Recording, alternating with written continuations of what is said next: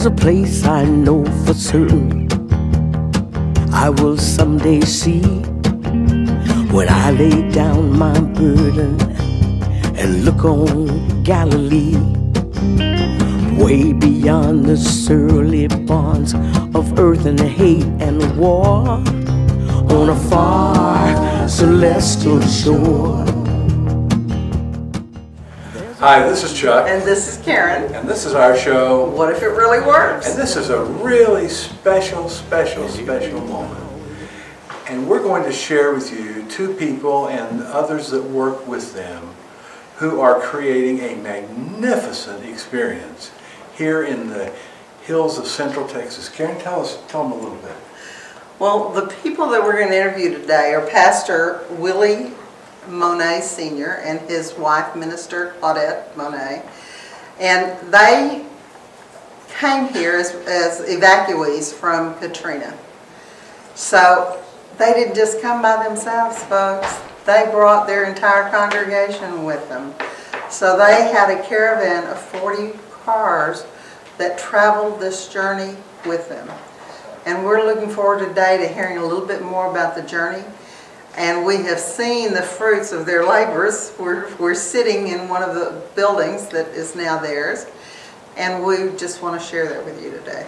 We think you'll find it wonderful, and we'll find it hopeful, and it will fill you with faith, knowing exactly what is going on here. It is a place that is filled with God. So we welcome you today, and we hope you'll enjoy this as much as we're enjoying just being here. And we are really enjoying being here. So Karen, with that all done, want to start? Ready. So here we have, one more time, Pastor Willie Monnets. And his wife? Minister Claudette Monnets. Okay, here we go.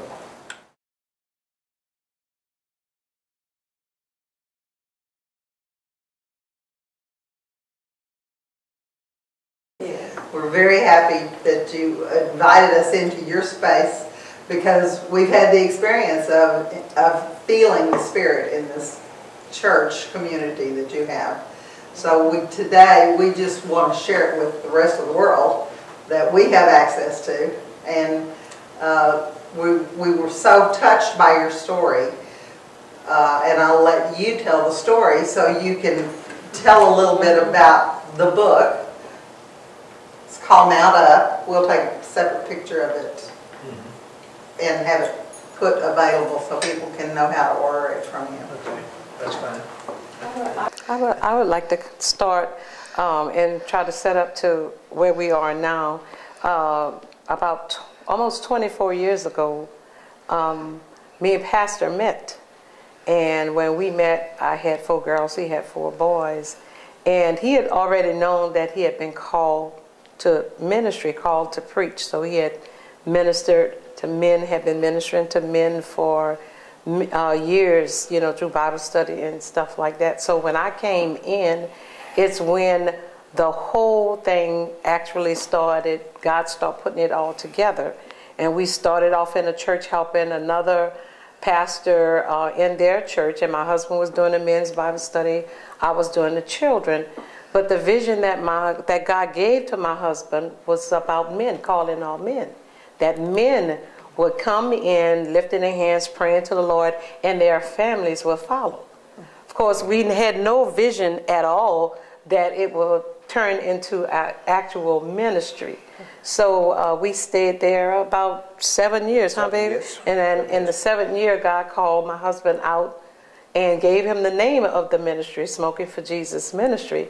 And of course, when you call Smoking for Jesus Ministry, it actually attracts people who really are looking for something different in serving God. It's not, you know, they're not really into the you know, things as usual, ordinary church this. So they were just looking for something different. They always was. So what happened, we started to attract young men, young families, teenagers. And actually he started attracting them to the Bible study. And of course I would be downstairs keeping the people children, because that was good enough for me. But then when God called me out and surprised us, so when we got the ministry, that's what we started attracting young families. So it was like we already had our family together, because he had the 4 boys, I had the 4 girls, we had 8. And you know, it was like a ministry at home. And so just young people, young families started coming in. And I think even now, those families that started, the ones that were like in their 20s, and some of them were teens, most of them are still here after 16 years. And you know, they kind of grew up in the ministry because of my husband's style of preaching, you know, non-traditional, and just telling them, you know, what it's all about. They like that. And then, of course, the worship and the music and stuff like that. So anyway, so when the storm came, I thought that everybody would go to their families, you know. But what had happened, we didn't realize we had formed a unit, a family unit within us, within the church body. And they followed us like we were going on a three-day trip. But I really expected that, you know, I would go back to work. My husband would I would make sure he preaches, you know, in the church and stuff like that. But they decided that that they wanted to stay together. And some of the ones who had gone with their family members, a few of them, they started making their way back to wherever we was. Yeah. And so then we come with Hurricane Katrina and Hurricane Rita, and my husband, you can finish. Yeah. I wanted to say that. Okay, well, that's good, amen. And that's great. She took y'all back further than I probably would have, because that would be more details. That's the detail side. I'm a detail person, I understand that. That's great, because we're working now on a book of my life. That would be the next book, to show how all that came together to get us to this place. There were much more now before Katrina. And she touched on a little bit of it because of the men's Bible study, because of the young families that came together. So when Katrina came, we had young people that were ready to go. Katrina, it was a field trip. It was a field trip to them. They wasn't like set in their ways. You understand that? We get old, we get set in our ways. They were ready to go. They were ready to go. So we traveled from New Orleans to Lumberton, Texas, and stayed there with 3 weeks. Then Rita came and chased us to Lone Star, Texas. But here we got young people that's ready to mount up. They ready to go. Their children all having fun. We had over maybe 100 little children at that time traveling with us. I'll show you the pictures of when we arrived in Marble Falls. All the little children sitting on the ground under us at the apartment. You need to see the pictures. Because those young people were, you know, kind of like staying together and making children. That was young children. They had young children, young families. So that's what we attracted. The Smoking for Jesus ministry. See, the Lord told me after 20 years of being in church that we really wasn't doing anything unless we get the men. And that was our endeavor, to get young men. Most of these families you see still today, they are here because the man brought his family to church. That's right. Not the mama brought, the wife brought the husband to church. That's why if you go outside and you see these young men, that's why they still here. They were in their early 20s, some of them, teenagers. That's what I say. The young man that read for me, he was 18 years old. He's now 44 years old right now with me. That's that's why that gush of wind you feel, because what God has been doing here to establish individuals. 3 weeks in Lumberton, Texas, then we would chase a little higher. You know what, really, I sat here and I believe that if we would have stayed around Beaumont, Lumberton, Texas, we'd have went back to New Orleans. We'd have worked out. That was only 4 hours from New Orleans. We'd have went back. So I think God said, it's enough on the coastline. Yeah, we didn't get you out of there. He brought us up a little higher into Central Texas. That's how God got us moving. That journey took almost 40 days like Moses. Right. 6 weeks, almost 40 days to get us to Marble Falls. Well, that's how we got there. So you had a caravan, Yes. At a caravan. of 200 cars, 40 cars, 40 cars. and about 200 people. Yes. And you were on the road for 40 days, staying wherever you could as That's it went right. along, and Yeah. people offered you incredible hospitality. Yes. But in all that time, you really didn't know where you were going. Yes, sir. That's right. Didn't know where we were going. So But you had faith. Oh, we had faith. But you know what made it more difficult? Because there was one storm after another. Right. So now you had people displaced from Louisiana, and you had people displaced from Texas. Yes. So it made it very difficult now to house 200 people. Yeah. We would get hotels, the Mary Suite Hotel, then we had family retreat centers, which was in Lone Star, Right. and actually Canyon of the Eagles, which was a place where people go to retreat. But one of the turning points was after we left Hurricane Rita and left for Hurricane Rita, and we went to Longview, and we had a good time there, and then we had to leave because at the retreat centers they're all booked for different activities. So they moved us to Dallas. When we got to Dallas, this is where the faith had to really come in, because the UT Oklahoma game at the hotel was booked, and they told us that we had to move. So we got on the telephone, calling people, calling different hotels at different places. We thought maybe we'd go to Oklahoma, or maybe back to Houston, or Dallas, stay there in Dallas. We thought maybe we'd go there. And actually we had called a big ministry there, and we found somebody who lived in Austin. One of our members' parents lived in Austin, and so they say, why don't y'all come here? We want you all to come here. So I got in touch with a lady at a hotel, because we were used to booking hotels and stuff for family trips. We'd take the whole church and we'd go to Houston, go to Atlanta and stuff like that. And so I called one of the travel agents, and she said, well, come on to Austin. She said, what I'll do is I'll work it out for you where you could stay a couple of days in, she said, the weekend in the Mary Suite Hotel in Austin.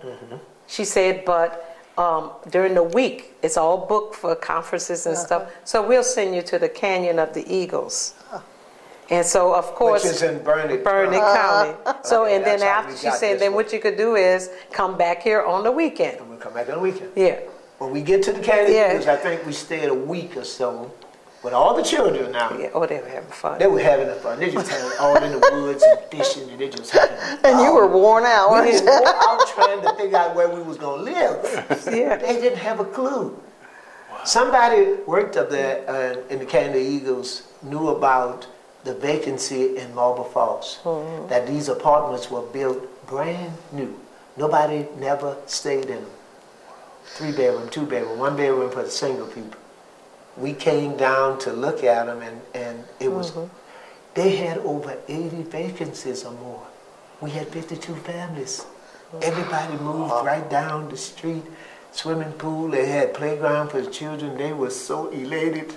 And look, nobody had a stick of furniture.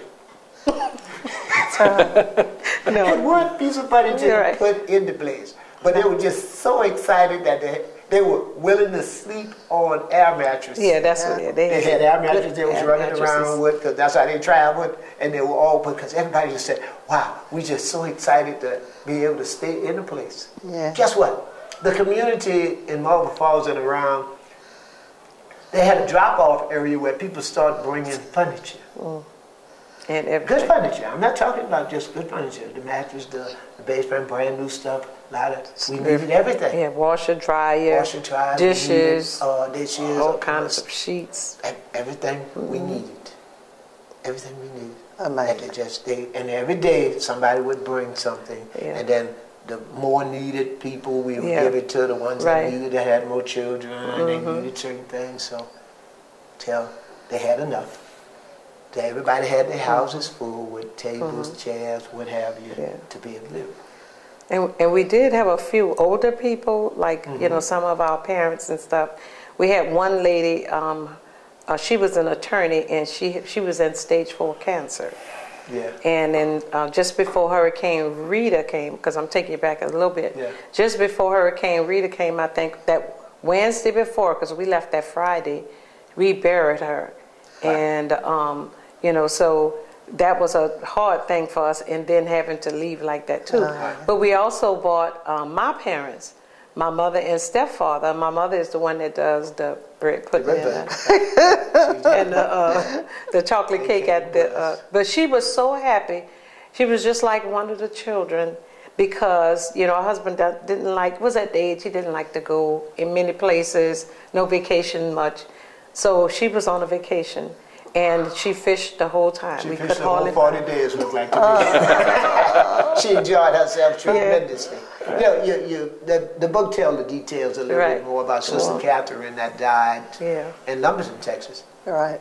And you see, that was a heartbreaker right after Katrina. That had to be really hard. And we went to the funeral. Everybody went to the funeral in a foreign land, not being home. So we had to bury her. And then 2 days later, now we have to pack up to leave again. From Rita.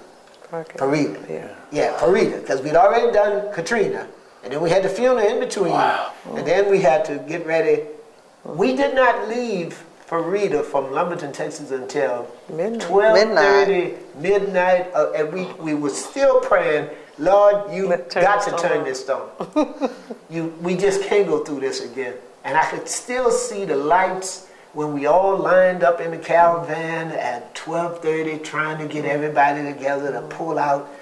And then we stayed on the road for 19 hours to get to Longview from, it's in the book, you see it. And what's the distance between there and there? Normally it's 5-6 hour drive. And because everybody was evacuating, right?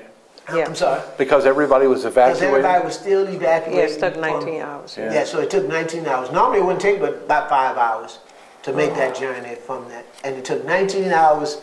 So we traveled 19 hours to get to Longview, Texas. Now, here's the amazing part about that. We wasn't going to Longview. We were going to Brownwood. But on the way, because everybody was evacuating and going that way, the police stood in the way. I never forget the road we were supposed to take, and he stood in the way and directed everybody to keep going. And then we got on the phone and contacted where we could go, so that then it came up Longview would be. Yeah, because we didn't know where we were going. We didn't know where we was going. We didn't know we were going to Longview when we left for Rita. No, we were going to Brownwood. Brownwood had a family retreat center. I had already spoke to the people, booked it. And then we had to call back on the phone to get back in touch with Lumberton, because Longview would have been the second choice. And to let them know we're going to have to come there now because we can't make this journey. So God directed us to Longview. Then from Longview, we went to Dallas, right? And y'all had to have the faith of a little child, didn't you? Oh, we were about finished, sister, by that time. We were about finished. We didn't know which way was up by that time. Lord. Just take us wherever you want us to land. Whatever you want to. You're talking about. And all the families and the children, the young people, they were having fun on the road, in the line. They was getting out, walking, going to get donuts. And Let me tell you, because in 19 hours, we had to walk. That's how slow the traffic was. Oh my! People was going to sleep on the wheel because you just was. I'm talking about it was slow as your walker. You understand? It's like you're a walker. Yeah. That's how slow we were going. I would just switch over and then she would drive a little bit because. I was in my car. Remember? That's right. You had your car. Yeah. And I had a couple other people. Had some traveling people was driving, so we would switch. We would switch driving. They would drive for a while. I would get out and walk. Guess what? I would walk further than they drive. That's how slow it was. Now I can go back and remember all that stuff, and I try to forget it, but when we come to it comes back just like it was yesterday. Yeah, sure. Because it was so real. They would stop off and people running out of gas on the side of the road. We had enough gas because we filled up that night late, so we had enough gas to make it. They stopped for a donut. People trying to find restrooms, and it just was like, I don't know. What is this a dream? Yeah. And it was dark. It's a dream. Because we went through a night, we left 12 midnight. We didn't get to Longview until the next night, 10 o'clock or 10 that day. Looked like it. 19 hours. Speaking of 19 hours. It was 12 that hours. night. Yeah, I think it was And that that's night. it. Wow. I said, wow. And then we got lost too. Of course. Celestial shore. Hallelujahs rise up from a whisper to a roar on a far celestial shore. On a far, far celestial shore. On a far celestial shore.